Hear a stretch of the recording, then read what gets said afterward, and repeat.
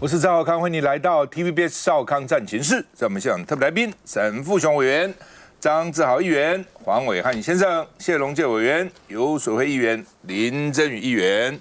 好，在天津中国大陆天津呢，上合组织，上合本来是上海合作组织了，他们开会说呢，为了反川普的贸易战，想要自主银行，自己组一个银行，意思就是说，那摆脱你美国的垄断了因为美国什么都垄断了，美金它也垄断了。就俄罗斯已经讲了，我现在跟中国大陆做生意，各用本国币结算，不用美金结算了大家都怕得要死，因为到时候一发生问题，老美不爽就冻结你不准你这样，不准你用美金，不准你交换，不准你这个动用你的钱，不准你动用你的资产，所以这些国家很怕。现在最近都一直在卖美国的债那另外呢，川普跟大家收钱。那习近平呢分钱给大家120亿给你们20亿人民币是这样的，100亿人民币是那样的那习近平说，上合会世界最大区域组织那另外呢，这个王毅也说要壮大队伍成员，增加到27个辽国变成他的新伙伴那另外呢，王毅说少数国家美国了垄断全球治理状况不应该再继续所以呢，这个习近平说，全球治理倡议不要管别人家的事情。本来中共最早就有所谓什么和平共存5原则了就各管各的，不干涉别国内政那上合组织是什么？其实已经好几年了2001年就成立了当时只有中国大陆、吉尔吉斯、俄罗斯、塔吉克、哈萨克、乌兹别克和中亚国家比较多。到了2017年，加上印度跟巴基斯坦；到了23年，加上伊朗；到了24年，加上白俄罗斯，这是成员国。另外有伙伴国，那就多了包括土耳其啦、这个科威特啦、沙特阿拉伯啦、埃及等等蒙古等等、阿富汗等等柬埔寨、亚美尼亚的阿塞拜然这2个是新的，都变它的所谓这个伙伴国家那另外呢，莫迪印度因为很气川普，原来说川普是最可信的这个朋友，这下子不可信了那跟这个普丁2个十指紧扣，看到没有？这身体语言那男生很少十指紧扣的但是呢，2个男生在一起十指紧扣然后呢，这个普丁、莫迪、习近平相谈甚欢。最让我惊讶的是，显然俄罗斯运了自己的车子来。因为早上我在想说，我看这新闻稿说不怕监听吗？俄罗斯自己的豪华防弹车，然后莫迪坐到普丁的车里面，跟普丁交谈45分钟，在车里面关起门来，2个人在车后面谈了45分钟，谈什么当然我们不知道那这个，所以呢，他们笑得非常的开心其实笑给川普看了你看看对不对？你现在骂，川普昨天还骂印度呢，长期以来关闭它的市场，卖过我们一堆东西，我们都卖不进去。现在就算他把它关税降到0，印度都开放也来不及了啦。我们看一下，反对冷战思维、阵营对抗和霸凌行径，支持以世界贸易组织为核心的多边贸易体制。上合会落幕，大陆国家主席习近平会中发言，提到霸凌行径、多边贸易等，没指名道姓在说谁，但对美喊话味道很浓厚。而在美国向全世界要关税前，同时大陆出招来撒钱，尽快建成上海合作组织开发银行。少数国家垄断全球治理的不平等状况不应再继续下去了。上合组织目前有26国参与，经济总量接近30兆美元，覆盖面积全球最广，人口最多。这次习近平更抛出即将提供台币86亿元的无偿援助，430亿元的贷款给上合成员国，还要加速成立上合组织开发银行。组织开发银行结算货币为人民币，北京期盼终结美元霸权。根据彭博社报道，大陆外交部长王毅证实，上合组织成员已经同意设立开发银行。就在这敏感时刻，最近和美國在關稅議題上互槓的印度，川普又有新動作。美國總統特朗普話，印度曾經倡議將美國關稅降至0，但為時已晚。美方有必要大幅徵收關稅。川普關稅一棒打亂世界原有秩序，儘管許多國家不滿美元霸權，也想盡辦法去美元化，但這都屬於長期戰略，短期內要撼動美元霸權，並非一件容易的事。好，你看川普对印度昨天又开炮，双方贸易关系是单方面的灾难啊！老沈怎么看？我今天就料到我们的第一节一定谈到上合会。那我与其跟人家一起起舞，看讲什么同框啦，坐他的防弹车了，谈了45分钟了，还有这些，我觉得都就引不起兴趣了。所以我画了一张图，然后委托我们的制作单位，我想这样谈起来比较生动。我觉得这个上合会到目前为止，就是习近平对莫迪讲，我们这个是龙象共舞啊，我是 dragon， 你是 elephant。这个 dragon 跟 elephant 合起来，土地最大，人口那么多，地缘又紧密，而且也没有什么大不了的仇恨。那我们两个加起来这不得了啊！我觉得会这样哦，但到底会持续多久，没人知道。也许美国换总统换政策，印度又跑掉，变成那个不合作那个联盟的首领，说不定。但是不重要，目前这个就是让川普知道都是你搞出来的啊！但是呢，我觉得这个龙象，还有这个现在相对不起眼的俄罗斯啊，这个集团我觉得最可怕的是中国跟印度。你晓得古时候的4大文明啊，都是跟河流有关系的。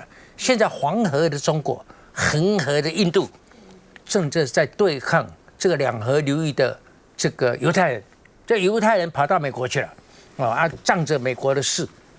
你看，主持人，你看这个印度跟中国厉害在这里 ，CEO 的公司跟女人的公司。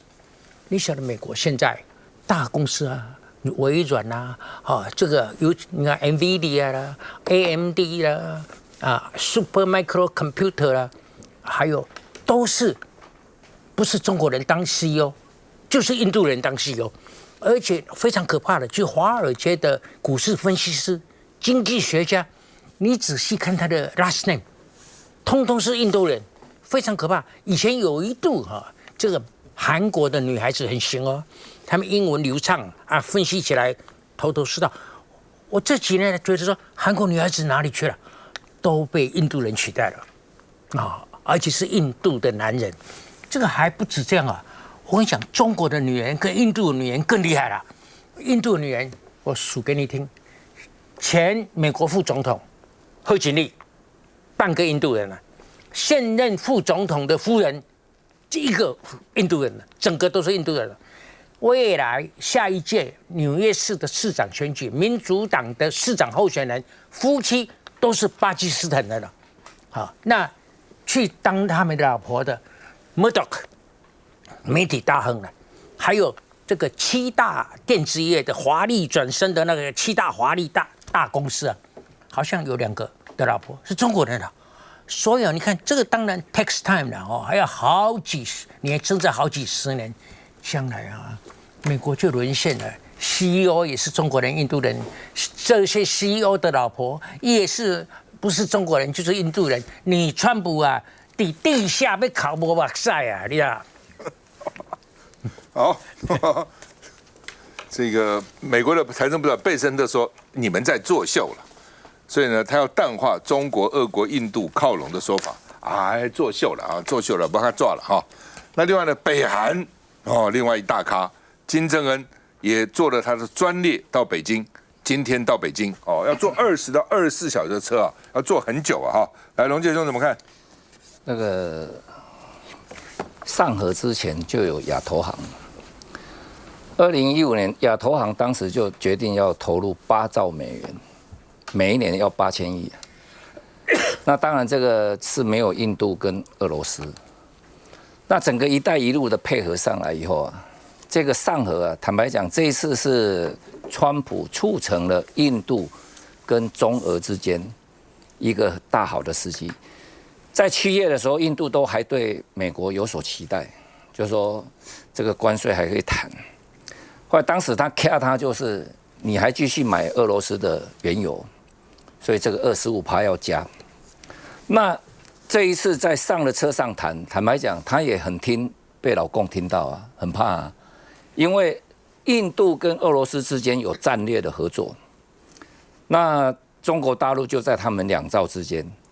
可是整个上合组织啊，在我们刚刚谈的这些7月份呢、上合组织的防长会议啊，他要发一个联合声明，只有一个印度反对，所以联合声明就没有发。过去就经常这样了，所以从金砖5国，你看当时的金砖5国到现在，美国一直记恨在心呢、因为这一些的买卖，包括亚投行很多的国际结算呢、都已经去美元化，所以美国实质上它是蛋糕是被拿走的，这一些都是它的奶酪被偷走了。就整个美国美元的影响力是在式微啊递减了，它影响力在递减。那这个上合组织呢，慢慢凝聚，也是因为中国大陆的经济实力有上来，所以这一次又刚好接到93的大阅兵了，那就形塑成北京的领导人习近平呢，好像是在整个川普创造了一个动荡的世界经济的状态下，它形成它是要重塑整个世界经济的新秩序，就是形成两边的对比。所以川普在那边要来不来的时候，他的幕僚也给他很大的建议。那我相信在这个上合组织，然后93事情过了以后啊，很快川普会来，川普一定会想办法挽回这个颓势，他必须掌控有很大的话语权跟主导权。但我相信以大陆的淡定啊，跟他们最近这2-3年来啊，从18年那次的关税谈判到最近这2年多来的关税谈判下来，大陆会采取适度的让步给川普，因为他比我们台湾观察川普更透彻，他更了解川普需要什么。那川普喜欢在表面上赢又有面子，但是实际上实质他可以让的，川普是可以让，但是今天看看我们的团队没有从这边去下手，所以我们不但川普赚了面子又赢了理智，我们一点点都没有得到，就是我们又失了面子又失了理智了。是啊，休息一下再回来。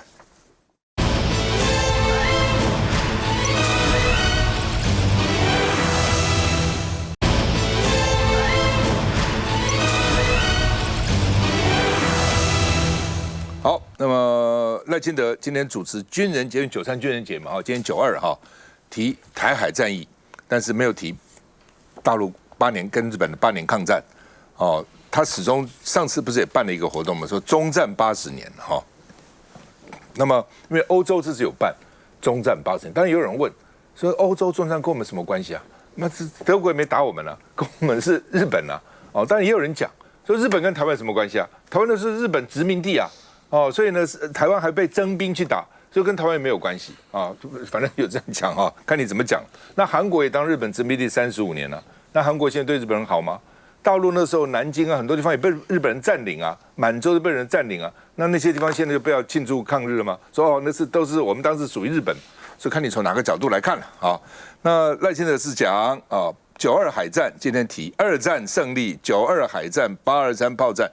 823炮怎么比较清楚了？92海战是廖罗湾了哈，但老共有2艘鱼雷艇被我们打沉了，号称说死了11个人。那我们有一艘沱江号沉了，说死了11个人，伤了25个人哈。但是老共那边数字不是很清楚了哈。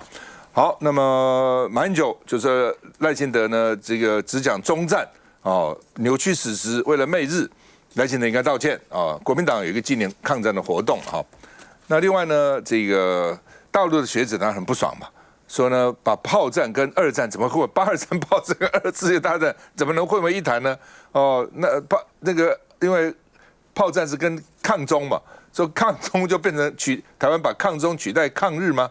哦，无视日方的暴行及台湾人民的牺牲吗？哦，那李文忠哦，一方面骂蓝，一方面骂绿，他说呢，国民党还活在仇日情节，但赖清德呢，这样的做法是不利国人团结啊。因为呢，到底台湾从大陆来的人很多嘛，几百万人哈，那这些人当时是有抗战的记忆的啊，等等。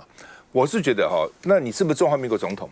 当时抗战是中华民国的国军跟日本人打仗嘛，你是延续的嘛，你不能说那一段切掉跟我都无关嘛啊。但你说现在蓝是不是活在仇日情节？我觉得也没有，蓝现在谁仇日呢？常常跑到日本去啊，常常吃日本料理，并没有仇日，它就是一个历史嘛。它是个历史。那你说今天欧洲办这个这个什么抗法西斯80周年，法国现在有仇德吗？美国有仇德吗？英国有仇德，好像他们处的也不错啊，也没有仇嘛。但是没有仇，不表示说你不能够这个办这样的活动嘛。我们看一下，我们都知道，当前的安全环境比以往更加严峻，这不仅仅是对台湾民主自由的威胁，更是对整个民主世界的挑战。颁奖给国军楷模，总统再次提及共军从不间断的威胁。今年的93军人节也适逢抗日战争胜利80周年，中华民国政府和国军当年可是主导的力量。再来看看总统如何诠释。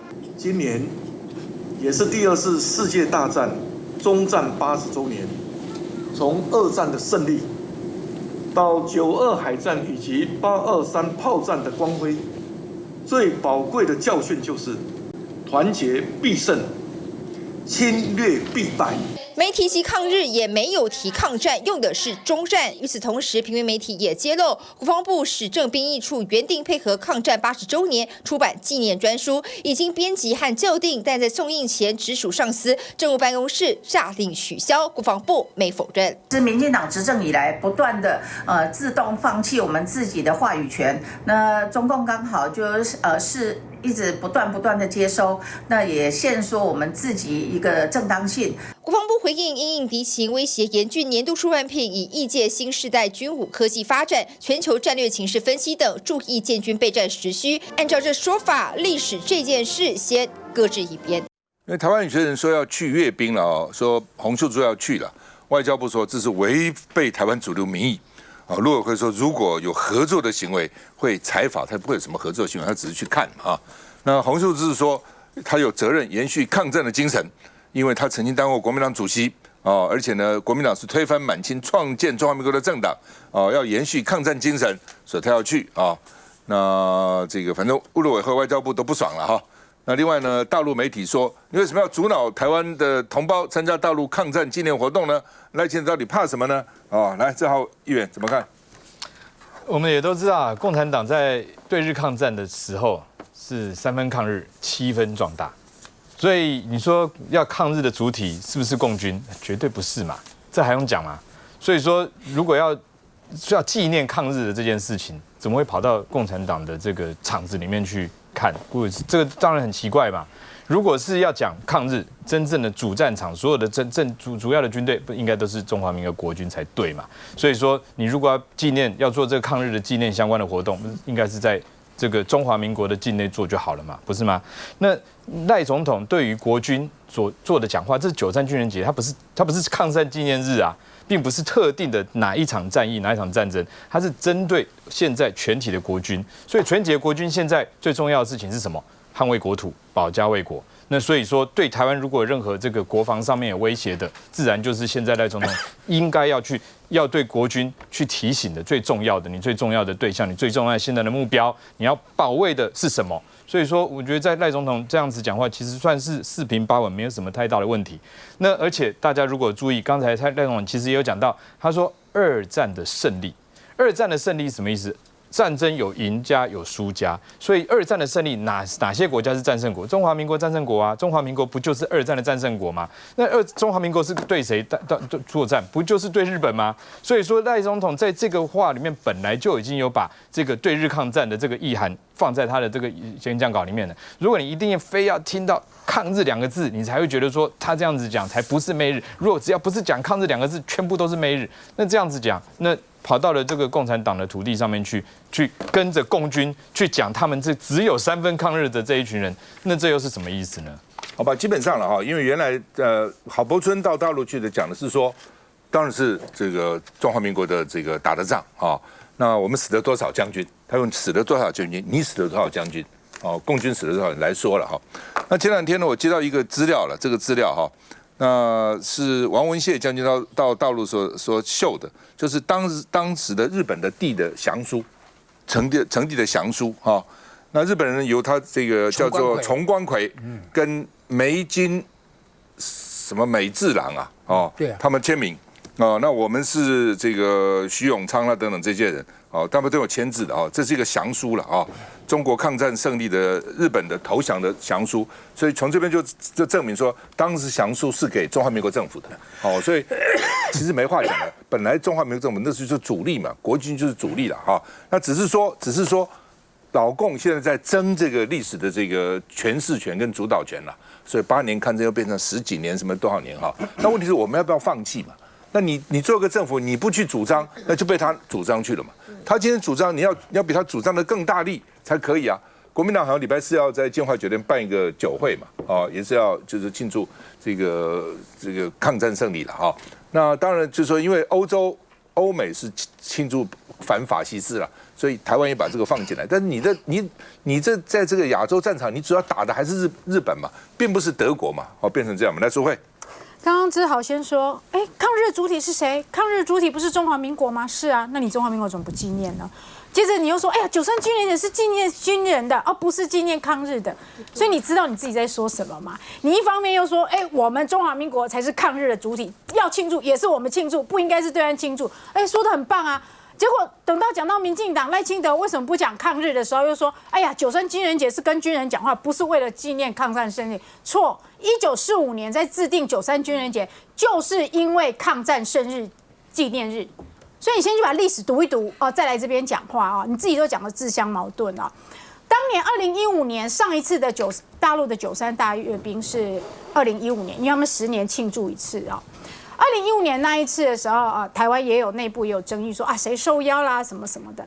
当时郝柏村院长还在的时候，他是把他当时的退役将领的属下都找来说，谁去看阅兵谁就放弃终身俸。他希望大家不要去看阅兵，他理由就是这个抗日是国民政府打的，抗日是这个中华民国政府打的。跟中共有什么关系？为什么要让他们来纪念？然后为什么要他们庆祝？为什么我们要去？这是他的理由。那如果今天民进党也这样认为，说又不是你打的为什么你要纪念？那民进党庆祝啊，大规模庆祝啊。你如果愿意大规模庆祝抗日的活动，我想国民党也愿意参加。可是你去讲什么92海战、823炮战，没有错，这是两岸之间的战役。说一句难听一点，也不是你民进党打的啊。什么都跟你民进党无关，那什么你都要拿来说嘴。所以那是哪一党打的？你去看当年的将领，通通是中国国民党打的啊。所以这个战争是党打的，这不是我们国军打的吗？是我们的国军打的。我们国军不就是我们全体的国民吗？所以今天赖清德如果要纪念，不是国军打不，那个时候的执政党是国民党，对，你就来纪念嘛，对不对？你不要因为抗日是跟民进党无关，所以你就不纪念。然后你去挑92海战，你过去也没提过92海战，那你也没大规模的纪念823炮战啊，你有吗？赖清德有纪念什么823炮战吗？有去跟这个中烈去英烈去致敬吗？没有啊。有去跟郝贝贝鞠个躬吗？没有啊。什么都是你在讲的。过去80、823非常多次纪念的活动，你纪念什么？蔡总统亲自去也有。讲到蔡总统去了。其实我觉得，其实现在过去我们都没有参与这样子的历史，但是我觉得作为现在参与公共事务的人们，我们应该要还原这个历史，而不是扭曲它。那我必须说，刚刚其实淑慧姐有特别讲到什么时期，我们来说一下，民国35年的时候是抗战胜利，一直到了民国44年的时候才把它改为是军人节。所以我相信其实作为民意代表，我们应该是要把历史完整的来去呈现，而不是说配合执政党他特定的一些谈话来去扭曲。我觉得这才是国民想要看到的民意代表。那同时间，我个人认为啦，其实赖总统他的这一次的演讲，我认为会把它放在是团结第5奖啦，不然大家都忘记他的团结10奖了，所以我把它归在团结5奖这一块。那很多人都会说，其实现在的民进党执政状态下，是不是有那个殖民亲日的一些情节？是不是刻意去撇开去讲到当年的抗日的这个过程当中，是不是因为很害怕去触动到日本的敏感神经？因为坦白说，在726跟823的大罢免之后，其实坦白讲，日本不管是哪一个左或右派，其实对于赖清德他这一次的整个反应，他其实是对他有质疑的，所以看得出来他为什么要刻意去避免到说，这一次整个抗日大战的成功，不去特别去 highlight 它，我觉得这是一个敏感神经不想被挑动的很大原因。老沈，你这个日据时代就在的，来，供给。因为日本投降那一年我7岁那这个洪秀柱还没有出生，所以洪秀柱说这个8年抗战是我们全民共同的记忆，是他爸爸、他阿伯、阿公、阿姐的记忆。洪秀柱没有记忆，因为他还在母亲怀里。所以呢，我讲一句公道话啦，张议员讲的他是破碎拼凑的，他有一部分是课本讲的是国民党的说法，但后面那一大半是民进党的说法，是拼凑起来的，那你就跟他又不一样了。所以呢，我讲一句公道话，我跟你讲，老共既然传承了中国大陆主权治权的法统，他这个不管他当年打仗只打3分，只打3分抗日，7分壮大自己，还扯国民党的后腿，这个随着时间渐渐会被忘记。他继承了法统，继承 everything。你20年以后，更是他们在主导这个纪念。台湾如果还在，如果没有被并吞，如果没有怎么样，20年后，我们今天的讨论更加没有意义了啦。我觉得刚刚真宇讲到是这整件事情的核心，因为现在不知道为什么赖清德总统使用是中战而不是抗战。如果讲抗战会怎样？会跟日本翻脸，日本会抗议，台日关系会变坏吗？会不会？好，那我就跟观众朋友报告哈，其实你往回推10年一次。好，那你去讨论说，当然刚刚我觉得淑慧讲那段非常重要。郝柏村那时候跟将领讲说，不要去2015年的70周年，去了就不是中华民国的军人。其实我觉得这是正义凛然，大家听了会有感觉。台湾是多元的社会，200万的外省的这些同胞来了以后，大家各自来自不同的家庭，所以感受会不一样。有的是本省，有的是外省，有的是原住民，有的是客家，所以大家互相理解别人，可能跟你感受不一样。身为中华民国的总统，应该讲中华民国总统的话。我就简单举个例子就好了。今年是80周年，2025，赖清德总统使用的是中战，他不是用抗战，大家会有批评，会有质疑。2005年60年的时候，陈水扁前总统他也是讲中战，只是过了很久了，大家没有去关注了。蔡英文没有遇到啦。那2015那一年是谁？是马英九。马英九当年讲的就是抗战，而且还扩大举办。当你中华民国在台湾有这样大的活动的时候，我们的将领可以参与，他就不用跑去对岸嘛。我讲最后一个啦，1995年50周年的时候。总统是李登辉，他参加的也是抗战50周年的纪念活动。虽然他卸任以后的讲法可能不一样，可是，在当总统的时候，你就应该主持抗战胜利的纪念活动。不，道理很简单嘛。对日本来讲，当然是中战嘛，结束了战争嘛。对中国，因为它是日本侵略中国，中国是抵抗，当然是抗战。你看你从哪个角度来看嘛？对中华民国来讲，中华民国的国军，中华民国那个是国民党是执政党，但是中华民国的国军，它当然是抗的。你问我的话，我对日本我一点不仇日，我很喜欢日本，我喜欢吃日本料理，我蛮喜欢到日本玩的。但是你说历史要不要纪念这个事情，那它就是个历史嘛，这没有什么跟仇不仇日无关了。